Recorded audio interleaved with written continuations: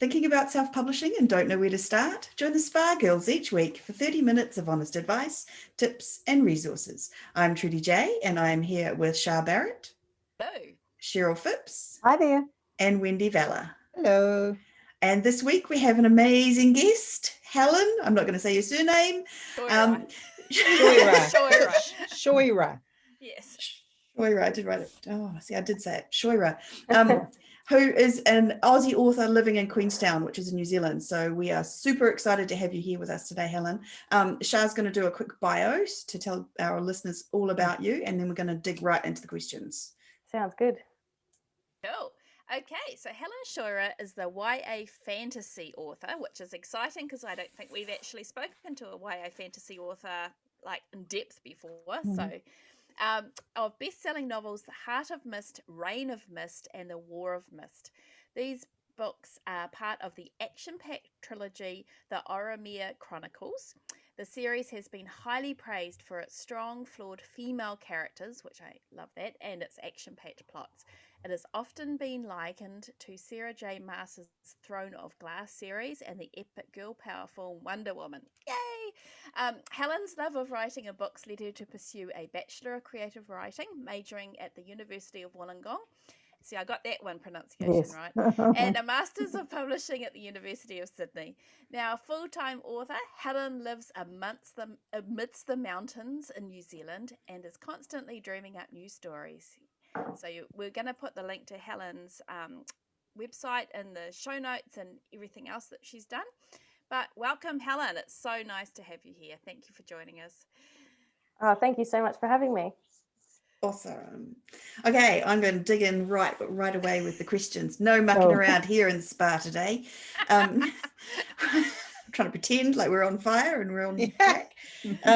So what I really want to know is, like, to start with, is just, can you give us how you got into writing? What made you want to be a writer, and what got you into self-publishing? Sure. I've been writing since I was a little kid. It's something I've always done and always wanted to do. I guess throughout school, I always excelled at all the English subjects. I was lucky I had some really good English teachers that were very encouraging. And I guess at the end of high school, when it came to, going to uni, the only thing that I thought I could, withstand 3 more years of study for was creative writing. So even though that's sort of a degree where everybody goes, you're not going to get a job out of this, it's just the only thing I could imagine myself doing. I did that. Throughout school and throughout uni, I've always written. When I was younger, I did a series of really terrible kind of Pirates of the Caribbean spin-off novels. They sound awesome. Lord Don't of the say they Rings. were terrible. They were definitely terrible. But that's something I've always done, and I always wanted to write a book as opposed to short stories and things like that. That's always been the dream. I guess once I'd finished with uni, I did a bunch of copywriting jobs, which I hated, and was still writing on the side. And at some point decided to do the Masters of Publishing, which I loved mainly because it gave you a really good overview of the whole book production process and how the sort of mechanics of publishing worked, which I love all the business side of it stuff as well. And then somewhere in there, this is years ago now. In 2017, well, I think it was 2016, I wrote Heart of Mist, the first draft of that. I did it in Nanowrimo.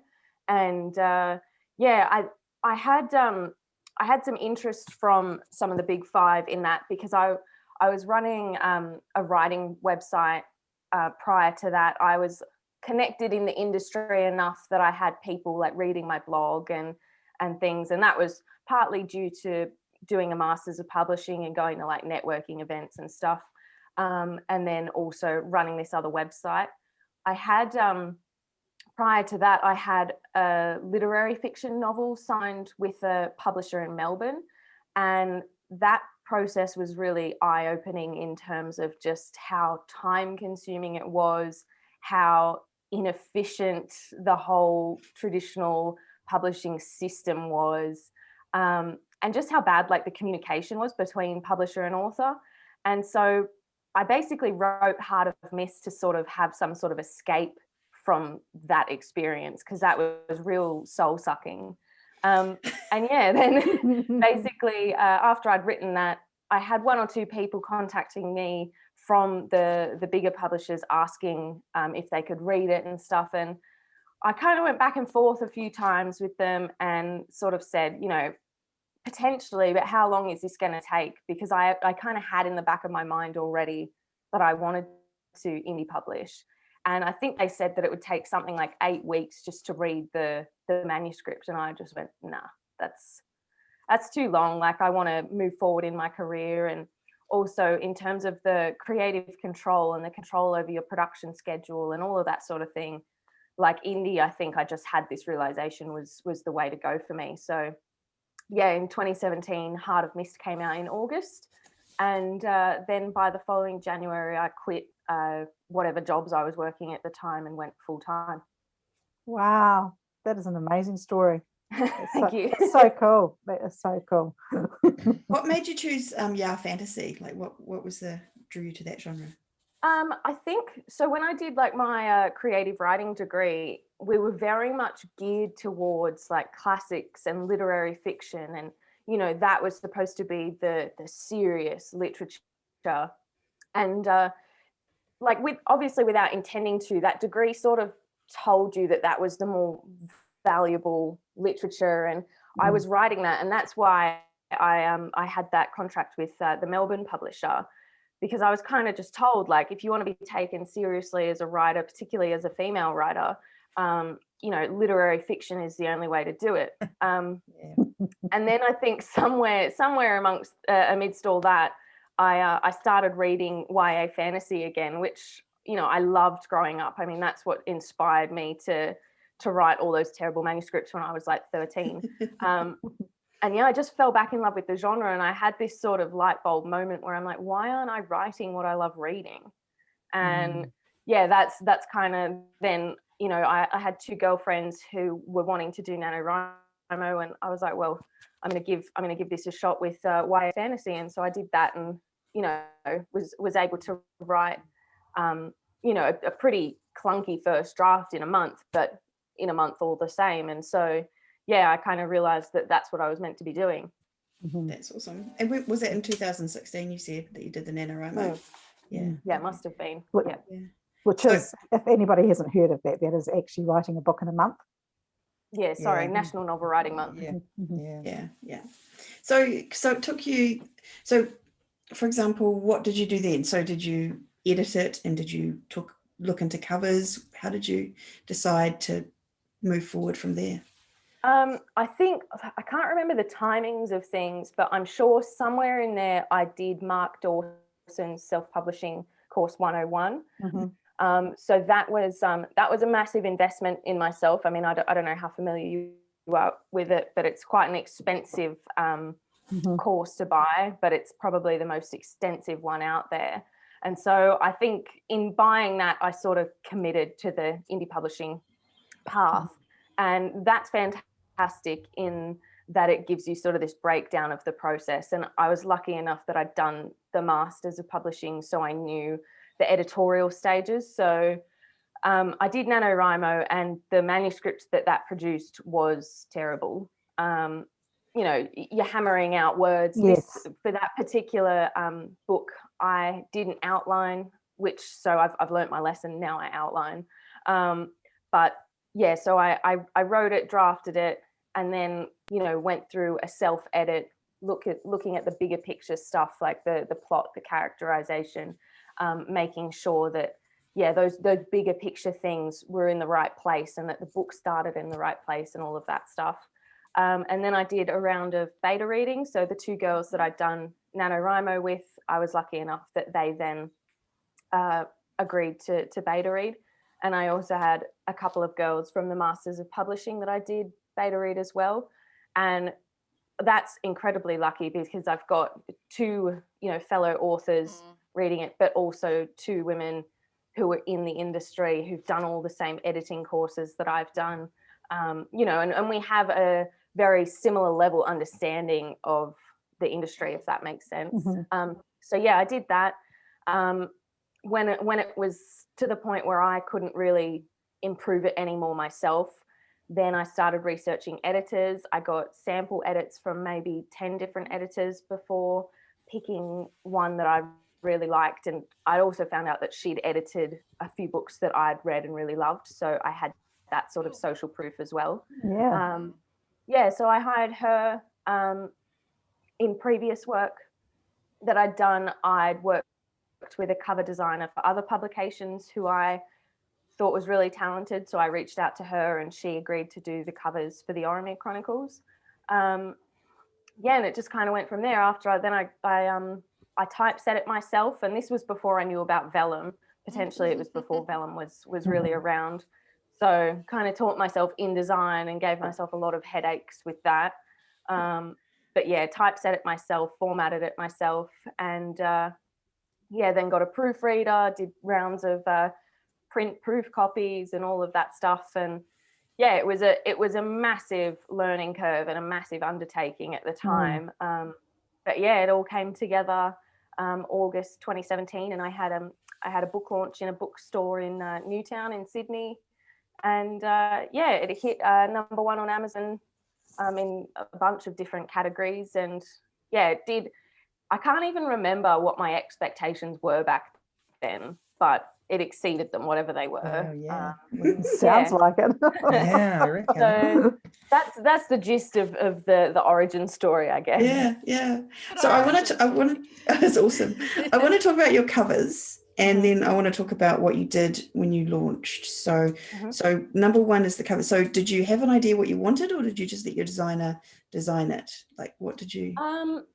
I've always had like this sort of feeling like I don't quite like having people on my covers, which actually in YA fantasy, particularly in independently published YA fantasy, that's a massive selling point to have people on the covers. But I just I like the sort of more typography, embellishments and that classic fantasy vibe. And so that's sort of what I said to my designer. I said that I don't want people. I want there to be a focus on a more illustration style, in terms of embellishments and the typography. And I think that's pretty much what I said to her. I might have given her a bunch of example covers, but I mean, this was so long ago now, I don't really remember much more than that. But that's the sort of gist of what I told her. And then, she sent off a couple of concepts, and then we narrowed them down and then went with that. And then for the following covers, actually one of my best friends from back home, she's a graphic designer. And so I tend to have a bit of a brainstorm with her and what she thought, like, especially in terms of the progression of the colors throughout the series, because it's like a block color on each cover. So yeah, we'd have a bit of a brainstorm, and then I'd create the brief, and then I'd send it to the actual cover designer and go from there. Yeah, and it was interesting. I mean, I think they're beautiful covers. It was just interesting because they are, like, as you say, no people, very kind of graphic. Yeah. But you do see a lot of those sort of covers these days, and I don't know what it was like back in 2017 or whether it was the same.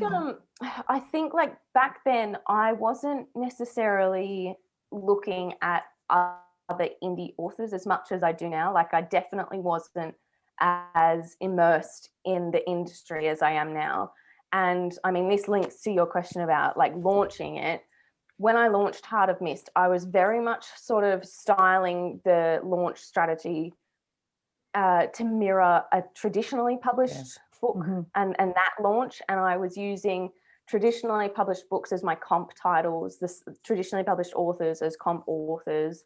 Like even when you read my bio out, Throne of Glass and Wonder Woman, like they're very much traditionally published works. And so, yeah, that was part of my launch strategy. And I think also with the cover, I was trying to position the cover alongside other trad authors rather than indie authors. And that wasn't out of any sort of, stigma against indie publishing or anything like that. I think I wasn't just that aware of the industry back then.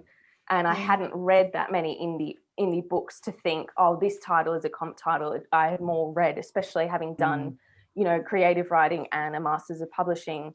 It's all traditional focused. Yeah. So anything I learned about indie publishing was through Mark Dawson and my own sort of research and education. So yeah, I've gone off on a ramble then, but that's No, I No, understand no. completely. Yeah. Yeah. And have you changed in your marketing since then based on that? Do you do things differently because of?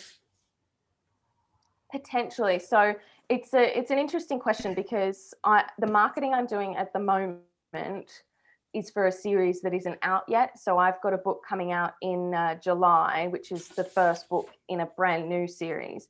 So with the Oromir Chronicles, when the following books were released, I pretty much mirrored what I'd done with Heart of Mist, because it had gone so well and, you know, it had found its readership. Then I just continued to target that readership, that audience, those publications that had given me coverage and stuff. So yeah, I sort of just continued down that path. At the moment, I'm sort of in two minds, and I'm having a combination of imposter syndrome and self-doubt and, you know, all sorts of things going on at the moment. But because, like, I mean, I haven't launched the first book in a series for 4 years now. Yeah. And so I'm sure things have changed since 2017 when I did it last. So I'm trying to do sort of, I guess, a combination of what worked for me before, and then, you know, using the knowledge that I've learned over the last, you know, 3-4 years. You know, I'm experimenting with newsletter swaps, for example. You know, I'm targeting bookstagrammers more than I have before. I'm doing paid promotions and things, which back then I had no idea about, so I didn't do. Yeah, so this year I'm hoping to do a combination of both, but whether or not it's successful, I won't know until, you know, July, August, basically. Yeah. It makes sense. I think there's no reason that you have to do one or the other. I mean, No. Yeah, already exactly. proven. I think, like when we were initially talking about this, that you making a 6-figure income by publishing annually, which is incredible. I know that Trudy's going to really dig into that, but clearly it worked, Helen. So, you know, Yes. I don't think I would be That- putting that aside, you know, No. for. You don't have to reinvent the wheel, do you? Yeah. If No. Yeah, works. you know what it's like, especially when you've got like a new book in a new series that nobody's read yet. It's very much like 1 minute I'm like, oh yeah, like how could it not work? It worked 3 years ago and I'm so much, you know, more knowledgeable now. And then the other part of your brain's like, well, you don't know everything, it might fail. And so You shut Terrible that to down, ourselves. that side of the brain down. Like, Yeah, look yeah. it away. Oh man, you just. And that's I think we're all like that, aren't we? I mean, Yeah, you know, I'm absolutely. the same, and you know, this is my whatever book that I'm publishing next Yeah. month, and I'm the same. It's just natural. I think it's Yeah. who we are. It's what makes us who we are. Yeah. So, Helen, if we could pop back to your launch strategy for the Oromir series and talk a little bit about what you've done, because it's clearly, so you've following along that traditional publishing path. So what kind of stuff did you do to make that work for you? So I had done the Mark Dawson course, and, you know, that is very big on the importance of reviews from the get-go. Like, you know, they're social proof for your products. You know, if somebody goes to your Amazon page and you've got one review, like, you know, it doesn't look great, which is hard when you're launching a brand new product. But so what part of my launch strategy for Heart of Mist was casting the net as wide as possible in terms of getting reviews. And back then, I don't think Amazon was as strict in terms of its, you know, review policies. Like, you know, I think now you have to have spent $50 within the last 6 months. And back then, I'm not even sure if it was like $100 in the last year, or if it was like not even as much as that. So it was, I'm not going to say it was easy to get Amazon reviews, but it was easier than it is now. And back then I didn't really focus on targeting people who could specifically review on Amazon. Back then, like, book blogs were really big. You know, people, especially in the YA community, like, they love posting their reviews, like, and having their own like review systems with, you know, instead of stars, they have butterflies or something like that.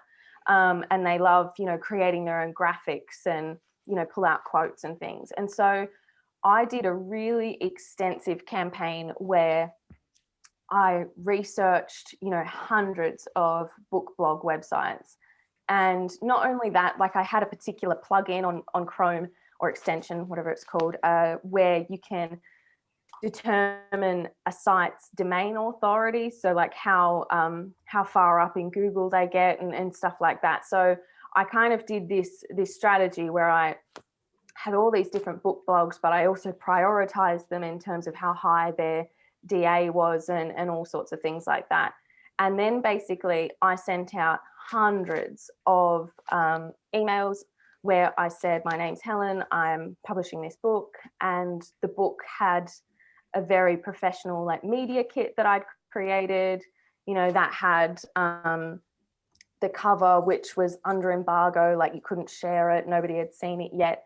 It had the blurb, it had an excerpt, and it also at the back had like topics, interview questions, guest post ideas. Like, I think one of the good things about this strategy was I did the work for the blog. Yes. You know, they didn't even have to come up with No. a question for an interview if they didn't want to. They didn't have to come up with a guest post topic. I had them all listed there. They could email me back and say, I want this one, and they get free content for their blog, as long as I got a link to my website, a link to the Amazon page, and they agreed to cross-post their review on Goodreads and Amazon or wherever. So yeah, I sent out those emails. I got a lot of replies. I sent out digital arcs of Heart of Mist, got people excited. And yeah, that's sort of started to snowball.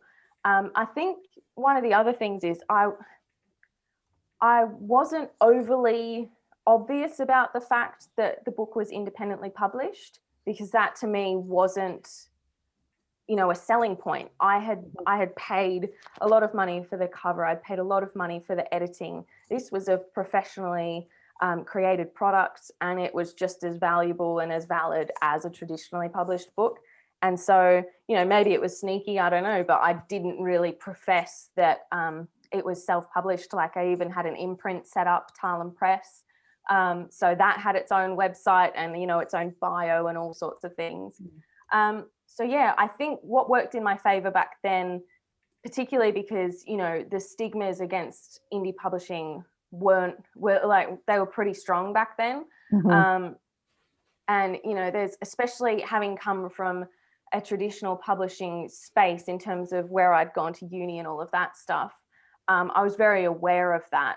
And so I think it helped that I didn't sort of declare that this was an indie published book. And also a lot of people just assumed that it was traditionally published. And I even get emails now where I'm much more now like super open that I'm indie published and that sort of stuff. But, you know, emails now being like, oh, who's your publisher? How can I get in touch with your publisher? And I'm like, that's me. But so yeah, I did that big outreach campaign, and yeah, I didn't do any advertising. I might have like boosted a Facebook post or something, but my knowledge about advertising wasn't what it is now. And yeah, so like, I think it just sort of started to snowball with all the blogs. And, you know, you've got a blog, but that blogger has an Instagram account or a Twitter account. You know, they've got a big list on Goodreads, and, you know, so it'll, yeah, I think snowballing is the best way to describe how that all happened. But a huge amount of work into Yes. going into make Yeah. that initial snowball though, Yeah. Helen. Like, Yeah, kudos absolutely. to you. I mean, two things I get out of that is definitely not sneaky, because I think that you used everything you had in the way of your previous knowledge of businesses. I mean, that took time. Your study took time. That's worth it. And like you say, you've paid your dues with the study, and also the fact that you put in that financial investment into your product. So it is a professional product. Yeah, absolutely. I think also the fact that I had a launch at a bookstore, like, and that wasn't really like a financially savvy decision. Hosting a physical launch cost money in terms of it's in a bookstore, so the bookstore takes 40% off the RRP of anything that you sell. You've got to put on food and drink and, you know, organize the event itself, chase up RSVPs and, you know, get everything to the bookstore, pack everything up after the event, you know, write a speech, write a run sheet for the event. But I think the fact that I had one, and I had my sister's kind of vaguely into photography, so she was like kind of running around with a DSLR taking pictures, and you know, the fact that I had this physical launch at a bookstore that was very well known in that area sort of lent a bit of kind of validation or prestige. And then you've got all the content from that book launch, like the photos, like people tagging you in posts and stuff on social media, that makes it look like it's this professional event. And you can like, I still use pictures from that first book launch in my social media today, so it's kind of evergreen in that respect, and you can just recycle. But you didn't do that again? You didn't have a physical book launch for the rest of the books in the series? Yeah, I did. I did for Reign of Mist, and then by the time War of Mist came out, I'd moved to New Zealand and I went back to Sydney for the launch of that. And yeah, like I think the physical book launches sort of operate on a slight loss, really, in terms of the money that you've got to put in for food and drink and all of that stuff, and then you know, the loss on the book profit margin because the bookstore's selling it. But then the bookstore also kept the books and sold them, you know, just on a normal trade day or whatever. And I think all 3 times I had a launch there, that book that week was the #1 bestseller in the store. So those, like, even though you're not making a huge profit on the event itself, I think for me, the 3 times that I'd done them, they sort of paid for themselves in terms of content, word of mouth, you know, just sort of generating that buzz that you want around a book launch.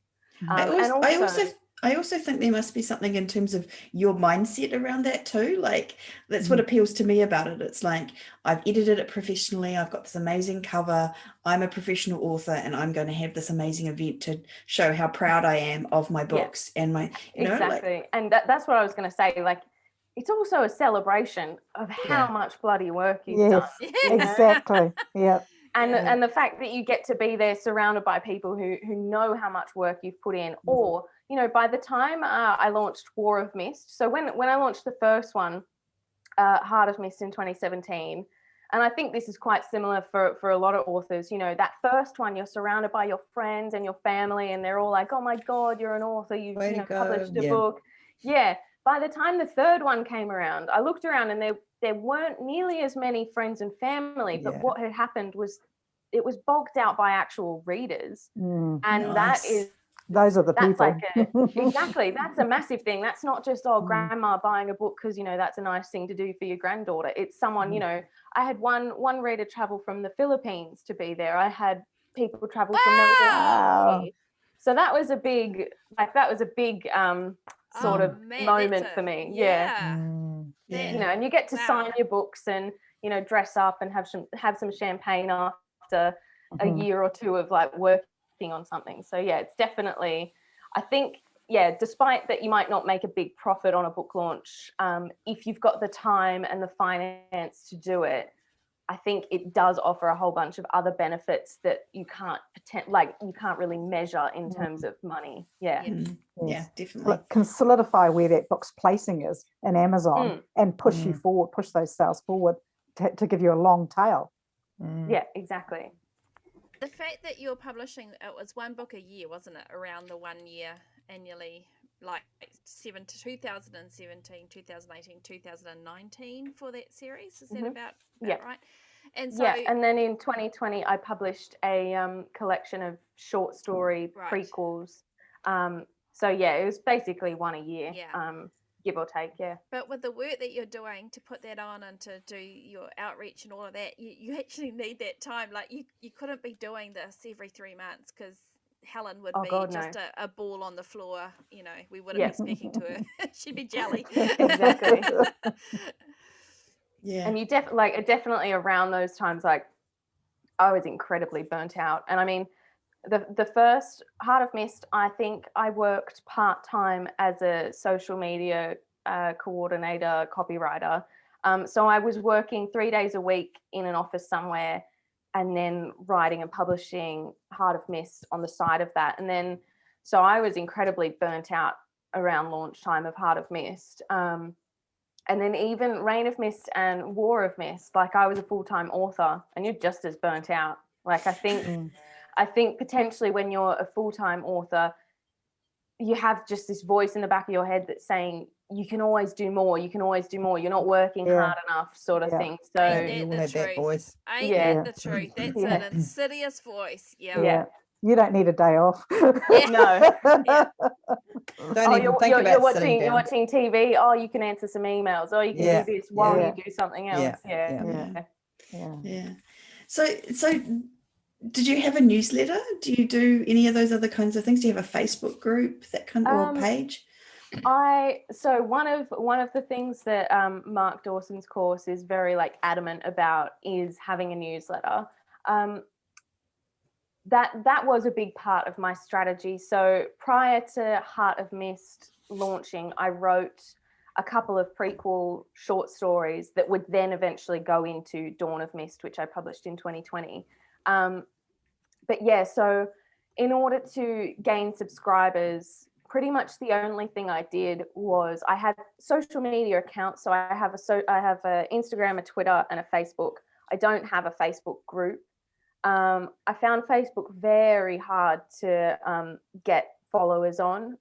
Instagram, I think, is where I do best. But basically, I didn't really advertise my newsletter anywhere except social media. And so I think I must have had less than 2,000 subscribers when I launched Heart of Mist. And then basically at the back of the ebook of Heart of Mist, there's a sign up link to then, I'll get your free prequels. And then you sort of go into an automation sequence from there. And that's what I've then done with all my books. They have that at the back. And that's been the best way really to get subscribers. Like in the last year, I've dipped my toes into more like sort of indie methods, like of the newsletter swaps and the book funnel promotions. And I've done one list builder, but I've definitely found that the engagement just isn't there if they didn't get there organically. So yeah, that's something I've tried. I might try and experiment with a little bit as I go on, but yeah, the best way has been with lead magnets or reader magnets. So even with my new series, I've written 3 free prequel novellas that you can get on my website. And so basically you sign up for them, you get sent one a day, and you get put into a sequence like that. And then, yeah, basically my plan for when A Layer of Bones launches, going to have a similar thing at the back of that, and at the front of it, you know, get the 3 free prequels to that, you know, precede the events in this series. And, you know, I think I've done it much better this time around. Like I've got more forethought into it. I was writing these prequels after I'd written at least the first book. And so I can leave a lot more breadcrumbs and, you know, make it a lot more clever basically. But yeah, I'm going to have the link to them in the back of the book. I'm also thinking of including a volume of like author diaries. So I keep like a diary of my process basically as I'm writing these books. And I just thought, you know, I would love it if my favorite author sent me their diary of like how hard it was to write the book that I really like. So I think I might include that. So the 3 free prequels and then a volume of author diaries, and hopefully that, you know, gets a whole bunch of people on my list as well. Awesome. Well, I'd like to say that when you say that you're only writing a book a year, it's actually not true, because you're doing all this other work, which does take time because you still have to edit it, right? Yeah, and, absolutely. And you have to get a cover if you're putting them all together at some stage. So I think that's brilliant. And also the fact that you had 2,000 subscribers, I think many of our listeners starting out would be absolutely delighted with that number. So, yeah, it definitely wasn't much. It definitely wasn't much. And I think I was sending only 1 email a month. I'm only this year, so 3 years or 4 years actually after that first one, I'm starting to experiment with doing 2 emails a month, which that feels quite a lot to me, like having to actually write that content and come up with what I'm going to put in it and stuff. But yeah, back then, 1 email a month, less than 2,000 subscribers for the launch. And yeah, it went well. So Yes. Fantastic. Sorry, how many subscribers do you have now, if you don't mind telling us? Still not that many. I think I've got about 4.5. I've done in the last like not 6 months, or maybe about 6 months, I did a big clean where, you know, I got rid of anybody who hadn't opened an email in the last 6 months. So I lost quite a few doing that. But, you know, then the benefit is that your engagement goes up and you hopefully don't end up in too many spam boxes or promotion tabs. And yeah, so it's a massive thing that I'm working towards this year, which is why I've written these 3 novellas. I do want to get a really solid email list because, yeah, I mean, it's been 4 years and I've only doubled my list. I would like to have a very like substantial list, you know, by the end of the year, and hopefully the strategy using the prequels and whatnot, that'll help. And also, I think I should probably mention that with the prequels I did for the Army Chronicles, I didn't do covers for them. They were just PDFs. So with the ones I'm doing now, I'm commissioning covers because I want to try and test some ads and things to them. Also, you know, obviously people are far more likely to sign up for something if it looks pretty. But just back then, I was bootstrapping it. I didn't have the budget to make covers, and I did 9 prequel stories. 9, wow. Yeah. How many words in your prequel? How many words in a prequel? They crept up and up. I think the original ones, they were only about 3,000 odd words, and then by the end they were closer to 8. And then the ones that I've done this year, they're all about 14,000 words. But I very much did the more recent ones as like novellas rather than short stories, because the ones for the Oromie Chronicles, they were just short stories, and they were a way for me to like get to know the characters and, you know, flesh out events in their pasts that then I could sort of use in the main series. And, you know, there are a lot of benefits to doing them, but they were much shorter, and they always did go through a copy editor who I paid. But yeah, I didn't do the covers or anything because I just didn't have the budget. And also it's just another thing that then you've got to go back and forth with someone about the brief, about tweaks and stuff. And if you put that in like 9 times, that's quite a lot. It is. Absolutely. So what other, so you had this newsletter, you did this amazing amount of work with talking to the bloggers and getting reviews. What was there anything else that you were doing through the launches of your the first 3 books? No, I don't think so. Like I had my social media accounts, so I was I'd always do like a big fuss about the cover reveal. You know, as I went on through the years, people would start to reach out to me and be like, oh, can we be involved in the cover reveal? So, you know, Instagrammers would then get sent the cover early, and they could create like a graphic that then they could post on cover reveal day and just sort of generate a bit of buzz. I think as the years went on, I started to learn Amazon ads, but it's something that I haven't really, like I managed to make a profit on them and stuff. I think also now, because my books are quite old in the scheme of things, like Heart of Mist was from 2017. I'm wondering if I'm starting to reach the end of like the lifespan of that series in terms of, you know, finding new readers for it and stuff. Never. There's millions of people out there waiting to read your books. I promise you haven't. Yeah. Just the ads, like they just bog me down. Like I'm not big on the data and the checking them every day. And like I definitely got them to work probably around Reign of Mist sort of time. I got them working. At the moment, I mean, I'm also just not putting the time in. I'm not putting the time in at the moment because I'm sort of, you know, I'm organizing basically with the A Layer of Bones, which comes out in July. So just this morning, I'm doing the outreach for the cover reveal, which is happening next month. And so that's a lot of back and forth communication with bookstagrammers and stuff. I've just realized I need to revise the outline of the third book because I was halfway through writing it, and then I'm sort of hitting a wall, and I've realized the outline isn't specific enough. I'm just about to get feedback on book 2 from my beta readers, so I've got to do that. And so the idea of like going through Amazon ads is just like, I can't be bothered. I hear you. Oh, with your- so do we hear you? Oh yeah, absolutely. So with this new series, are you going to publish it? So, you mentioned that you've already written like, well, 2.5 of it. Are you going to come out with them fast? Are you going to release them faster, or are you going to maintain your one a year kind of schedule? The plan is to release them faster.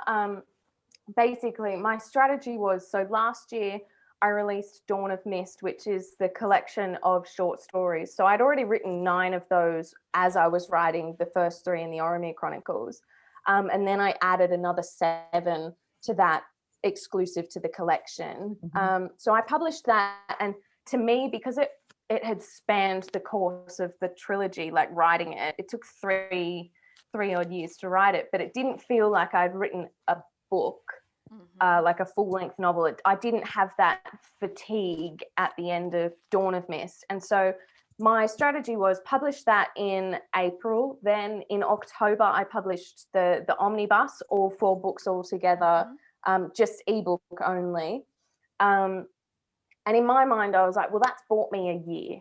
That's bought me a year of just writing time and, you know, really immerse myself in this new series. So yeah, I wrote Layer of Bones, which is the first book of a quartet. That is pretty much ready to go. So that comes out in July, and book 2's already done. I'm halfway through book 3. I've got to revise book 2. But yeah, the whole point in sort of giving myself this year, like I called it a year off. It definitely wasn't a year off. No, but absolutely a year not. off publishing a full-length book. And so, yeah, I bought myself this time in the hope that then I would be able to release at least the first 2 books closer together. So at the moment, the dream is to publish A Layer of Bones in July and then potentially the second one in October. That feels quite ambitious, but I would really love to see how my income changes if I'm able to publish closer together. Because publishing a year apart, like I've done really well from 2017, 18, 19, and then 20, it started to dip a little bit. And I made the mistake in thinking that Dawn of Mist, which isn't a full-length novel, was going to tie me over until the release of my next full-length novel. Basically, I'd conditioned my readers to expect a big, chunky, full-length fantasy book from me. And Dawn of Mist also, because it's a prequel collection, doesn't get listed on the Amazon series page, which is really annoying. And so I think I've lost a lot of visibility just in not having that on the series page. So yeah, I basically bought myself a bit of time in order to get as far ahead in the new series as possible to then try and release it closer together. But I won't have any idea of how that's going to go until the end of this year, I don't think. Yeah. That's the beauty of it. Oh, she's a crapshoot always. I was going to say there's the realm of possibilities. Yeah. I prefer to believe that it's going to go amazingly well. Yeah. I would like to think that. I think just because I'm sort of just starting this big outreach process, which I haven't done to this extent since I launched Heart of Mist, because, you know, after doing that one, it's almost like a copy paste job with the following series. Like whoever liked the first one is going to continue on pretty much. And so it's sort of a built-in marketing chain and outreach chain. But now I'm like at the start of a new series. I'm getting all the nerves, I'm getting all the self-doubt that I had back then. It's almost like every day I'm like, oh my God, I've forgotten how to do this because it was 4 years ago, or has it changed? You know, I've definitely noticed that like I've gone to my original list of book bloggers who I contacted for Heart of Mist. Half of those blogs don't exist anymore. Yeah. And, yeah. And so that's quite scary, you know, that this part of my marketing strategy has changed quite drastically. And I think overall book blogging isn't the same as it was in 2017. Like, you know, there's TikTok, which I've got no idea about. No. There's, you know, Clueless, you know, clueless on that. Instagram and all of these things I think have sort of taken over the blog space more. So it's basically about adapting that original marketing strategy to suit now. But yeah, I've definitely got this voice in my head that's, you know, second guessing every time I make a decision, which is nerve-wracking. I think we all get that, don't we? I mean, sometimes you just stop in the middle of the day and you just stand there going, what am I doing? Why is it, what's going, you know, like it's just, it's a constant thing, even after 35 books or whatever, you know, I still get it constantly self-doubting. Are you downgrading the number of books? Good to know it doesn't end. I don't know how many books it is, sorry. You've got like 50 over books. 40. I don't know. Over 40 I don't know anyway. what it is. But I'm just my God. explaining. I just sent my for its second edit last night, and I sent it to a couple of people who read it as well. And as I sent it, I'm just like, oh, well, I just don't know, you know, I think it could be a load of crap if we're being honest. And rah, rah, rah, rah, rah, rah. And they came back straight away and went, oh, we're going down that road again, are we? You know, like they know you it's so a process, right? Yeah, definitely. And I think that's another thing too with you having such a successful series is that people are probably hanging out for this next series. Oh, by the way, I meant to ask you, have you decided that first series is stopping at that 3? Like, there's no chance of you putting in another book at some stage? No? I think when I finished it, I definitely thought like that's the end. I should mention that the new series is set in the sort of same universe, megaverse, and like so there's a couple of breadcrumbs for people who liked the first series. You know, they'll recognize place names or accents or magical creatures. Nice. And it's just sort of like I suppose it's my way of just giving like a little nod to the people who've been there since the beginning. And I think my plans are to continue to explore that world. And it doesn't necessarily mean that, like, you certainly don't have to have read the Oromir Chronicles in order to read A Layer of Bones and vice versa. There's definitely, like, they're completely standalone separate series.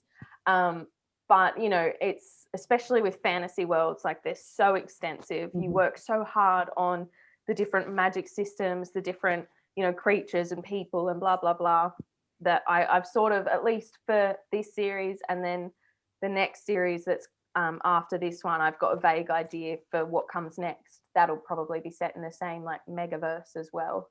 Yeah, that makes a lot of sense, keeping that connection going. I think so. Absolutely. Yeah. So do you keep in touch with readers? Do you have a connection to, you know, a core group of fans, or like do people, I guess it's your newsletter, do you have that kind of outreach that you do? I mean, the newsletter is definitely where I try and keep it like very community focused. Like that's where I give, you know, cover reveals, teasers, the prequels for the next book. You can only get them via the newsletter. So I try and make it very exclusive, you know, first people to see anything. And I do have a lot of like back and forth with, I guess, core fans. You know, they're the people that reply if I send a teaser or if I do the cover reveal, and they show their support that way. I don't have a Facebook group. That's something like I just find Facebook a bit much sometimes. Like I'm in a lot of author groups there. It's also living abroad. That's also how I talk to my friends and family, you know, Facebook Messenger and Facebook calls and stuff. And so, yeah, I've been quite hesitant to create like a readers group there. I think with Heart of Mist, I did create a little group of bloggers, and it was called like the Mist Dwellers or the Mist Tribe or something like that. And, you know, I tried to keep engagement going and, you know, share snippets and stuff with them as like a reward for being involved in like the marketing team essentially. But that sort of fizzled out a little bit, so I didn't really get back into that. Instagram is also another place where I'm quite active, and readers engage a lot with my posts and stuff, and it's always like really nice seeing people's photos of my books. And the bookstagrammers do such a beautiful job of like setting up books with props and all sorts. So I get a lot of like engagement there, but I think for the most part the newsletter is definitely sort of the core sort of tribe and where that interaction happens the most. Yeah, that makes sense. So have you got like just some general or any other tips or any bits of information for someone who's out there kind of listening to you going, oh my God, I didn't know it was possible to have a successful career on one book a year? Like, is there any other pieces of advice on how you've done it so successfully? I think definitely prioritizing your newsletter and making the people who sign up to that feel special. I think that's really important. I think if you're publishing one book a year, you also have to be aware that you've got to maintain that hunger for your work and that interest and that, passion for it. So that's where things like, sending out prequel stories works really in your favor. Like, so I think I sent out 3 before Heart of Mist was even out, and so I sort of built up that buzz and that intrigue about the series. And then I think in the fact that I sort of modeled my marketing around a traditionally published book, there wasn't that initial expectation that the next one would be out the following month. Like, people know when they buy a traditionally published book that they might not see the next book in that series for at least a year. So that sort of worked in my favor there, but I was very aware that I needed to maintain that interest in between books. So that meant, posting multiple times a week on social media and, finding the balance between promotion and, sharing other people's content or sharing content that, rewarded other people rather than was just like, buy my book. And then, sending out a newsletter. And I think, if you're only publishing once a year and you're just starting out, I think sending an email once a month is more than enough. You don't want to annoy people. And also, you've got to be wary of the fact that every time you send an email, you've got to write that email. You've got to format it. You've got to schedule it. So there's a lot of work involved in just maintaining a newsletter, I think. But so sending out an email once a month in between books, building up to the cover reveal, building up to the next short story release, even asking your readers' opinions about stuff. What do they want from you in your newsletter? Who are they shipping in your series? Who do they want to get together? And just try and build up that engagement, that interest, and maintain that interest in between books, because by the time you're releasing that next book, they haven't forgotten about you, and hopefully you've built up that anticipation for when that book comes out, to the point where that book comes out, they buy it automatically and they want to take a day off work to read it. That's sort of what I try and build up to. Yeah, that's awesome. Helen, are you publishing wide or are you Amazon exclusive? I'm in KU. Yeah, okay. That's especially for YA fantasy. From what I've seen, that's the way to go. And my books are quite chunky. I mean, they're all over 100,000 words, so that works in my favor with KU as well. Definitely. Do you know off the top of your head how many reviews you have on your first book? Like, did you? On my first book, like currently? Well, yeah, I think it's about 480. Wow. I think it's about 480 or so, and that's from 2017. So it's had a long time to build those up. I think from memory, my aim when I launched Heart of Mist was to launch with a minimum of 25 reviews. And I might have just been under that. But yeah, I had a soft launch where I sent the Amazon link to all the people who'd agreed to review the book and said, can you please cross-post your review to Amazon as soon as possible, and especially by hard launch day, which is this. And then hard launch day came around, and I think I must have had at least about 20. So then obviously when you're promoting the book, it's got that social proof on it. And particularly if you've done that outreach campaign well, and you've made sure that everybody you're targeting is a fan of that genre. And particularly like the thing I always come back to is Throne of Glass, which is a traditionally published YA fantasy novel, which was huge at the time. And my book is quite similar to Throne of Glass in terms of like the target age and the female protagonist who's very flawed and all that sort of stuff. So pretty much I reverse engineered blogs from that. So I Googled Throne of Glass reviews, and if somebody had posted a Throne of Glass review on their blog in the last 6 months, I was like, you're definitely part of my target audience. Their blog went in a spreadsheet, and I emailed them when I did the big outreach campaign. That's a really good tip. That's great. Yeah, that is awesome. So what would you say your audience would be? How would you describe your audience? Would it be younger? I'm guessing Instagram would absolutely reach them. Probably TikTok too, just saying, Helen. Yeah, I know. I've only just started finding the courage to get in front of the camera myself. So I've done a couple of Instagram videos, which I really don't like. It's just not me. Yeah, I'm not a fan of getting in front of the camera. And no, neither. You know, watching the video afterwards, I'm super critical, and it's just not a fun place for me to be mentally. Yeah. And so TikTok just terrifies the shit out of me. I don't want to.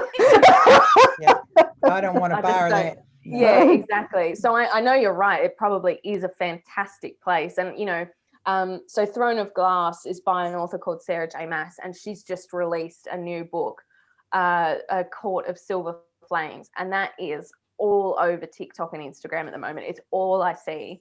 So basically, like that's where my audience is, TikTok and Instagram.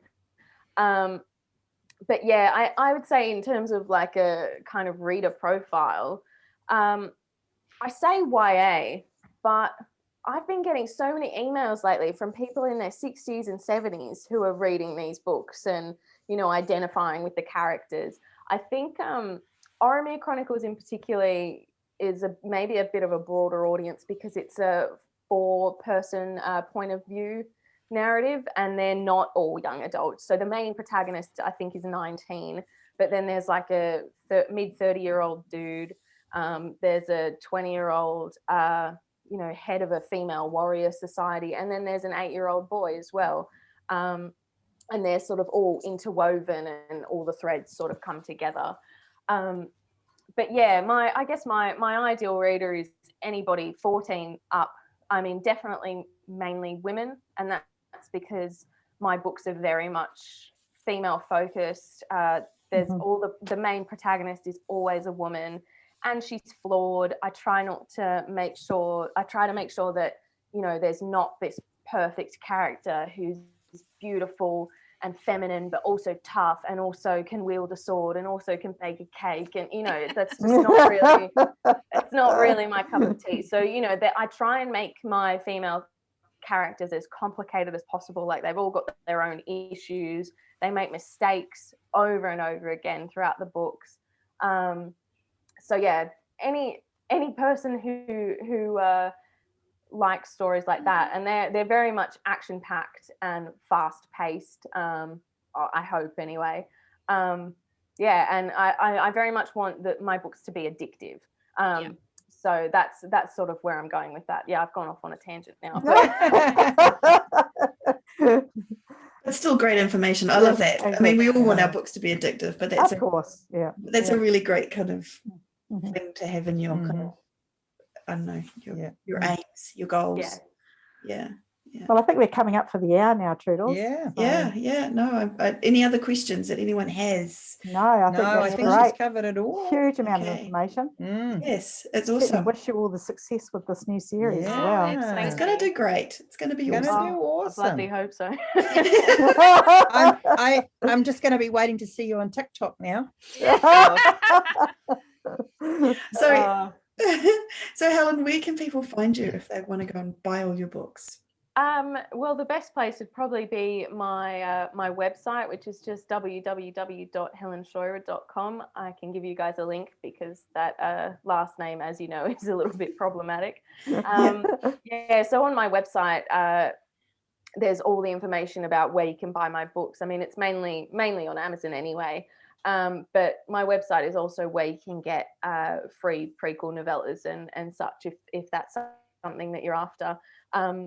And also, I suppose I'm most active on Instagram. If you wanted to check me out on Instagram, like I post a lot of sort of behind the scenes stuff of my author life. I also, post pictures of the pretty New Zealand mountains, and if I go on a hike and stuff like that. And yeah, it's also where I do my cover reveals and post snippets of reviews and snippets of works in progress and stuff. So yeah, I'm definitely most active on there. But if you want to find out more about me and my books, my website's probably the place to go. Awesome. Brilliant. And soon to be on Those- TikTok. Yeah. Yeah. Make sure to put No those. pressure. No You know what pressure. you need, Helen? You need something like a cute kitten or a puppy and get them to do the TikToks. You know what I mean? Yeah. Like they can be positioned on top of the book kind of thing or whatever. Yeah, definitely. I'm Some- sure my partner would really appreciate that, me going Yeah. out and buying a I just need it for business TikTok. expense. Business I was going to expense. say. I mean, it yeah, seems perfectly legitimate to me. I mean, I'm just saying. What? So I legitimate. think I'd be writing a lot less books. I wouldn't be publishing once Yeah. a year. It might be every 2-3 years if I Yeah. got a puppy, I think. Yeah. Funny. Oh, that's awesome. Awesome. And where can we be found, Shah? Well, we can be found at spargirlspodcast.com. We'll make sure that Helen's links are in the show notes as well. So, yeah. Awesome. Here we are. Awesome. Well, thank you so much for joining us today, Helen. No, thank you so Wonderful. much for having me. It's been really It's fun. It's a awesome. great way to start the day. Oh. Yeah, it's great. And thank you all for listening to another episode of the Spa Girls podcast. We'll Yep. see you Keep again well. next week. Bye. Bye. Bye.